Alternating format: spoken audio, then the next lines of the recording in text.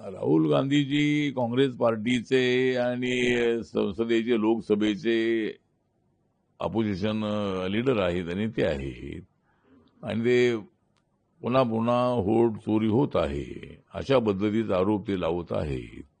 Election कमिशनला सांगत आहेत की वोट चोरणाऱ्यांना इलेक्शन कमिशन सपोर्ट करत आहे. पण राहुल गांधींच्या बोलण्यामध्ये बिलकुल तथ्य नाही. राहुल गांधी खोटं बोलत आहेत आणि जर वोट चोरी होत असेल तर राहुल गांधींनी इलेक्शन कमिशनकडे जाऊन त्यांना प्रेझेंटेशन देणं अत्यंत आवश्यक आहे. पण राहुल गांधीजी त्या पद्धतीने करत नाही आहेत. बाहेर ते अशा पद्धतीची भूमिका मांडत आहे.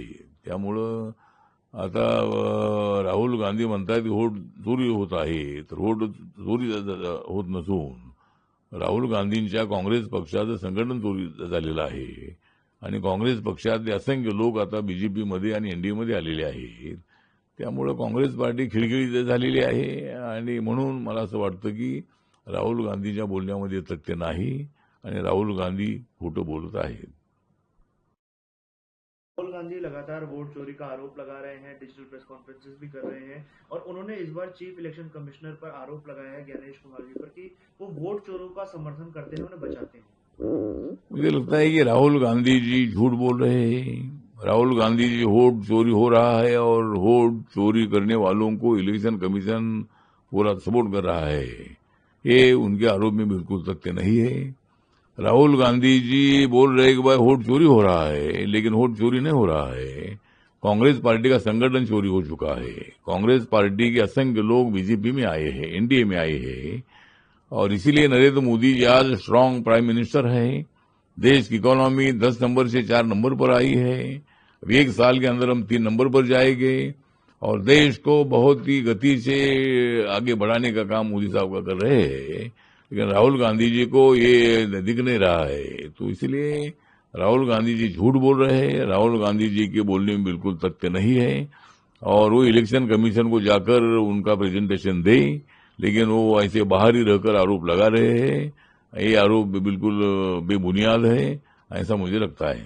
राहुल गांधी जी काँग्रेस पार्टीचे आणि संसदेचे लोकसभेचे अपोजिशन लीडर आहेत आणि ते आहेत आणि ते पुन्हा पुन्हा वोट चोरी होत आहे अशा पद्धतीचा आरोप ते लावत आहेत.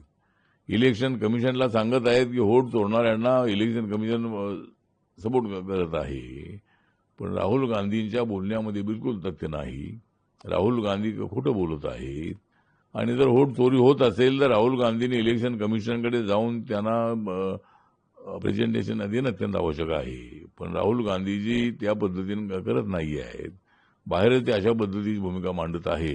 त्यामुळं आता राहुल गांधी म्हणतात की वोट चोरी होत आहे, तर वोट चोरी होत नसून राहुल गांधींच्या काँग्रेस पक्षाचं संघटन चोरी झालेलं आहे आणि काँग्रेस पक्षातले असंख्य लोक आता बीजेपीमध्ये आणि एनडीएमध्ये आलेले आहेत.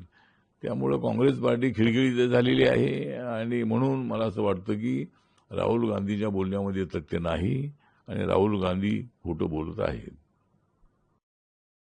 राहुल गांधी लगातार वोट चोरी का आरोप लगा रहे हैं, डिजिटल प्रेस कॉन्फ्रेंसेस भी कर रहे हैं और उन्होंने इस बार चीफ इलेक्शन कमिश्नर पर आरोप लगाया है ज्ञानेश कुमार जी पर कि वो वोट चोरों का समर्थन करते हैं, उन्हें बचाते हैं।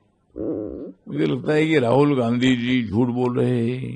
राहुल गांधी जी वोट चोरी हो रहा है और वोट चोरी करने वालों को इलेक्शन कमीशन पूरा सपोर्ट कर रहा है. ये उनके आरोप में बिल्कुल तथ्य नहीं है.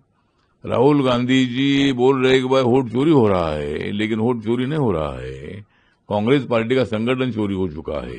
कांग्रेस पार्टी के असंख्य लोग बीजेपी में आए हैं, एनडीए में आए हैं और इसीलिए नरेंद्र मोदी जी आज स्ट्रांग प्राइम मिनिस्टर हैं. देश की इकोनॉमी 10 नंबर से 4 नंबर पर आई है. अभी 1 साल के अंदर हम 3 नंबर पर जाएंगे और देश को बहुत ही गति से आगे बढ़ाने का काम मोदी साहब का कर रहे हैं.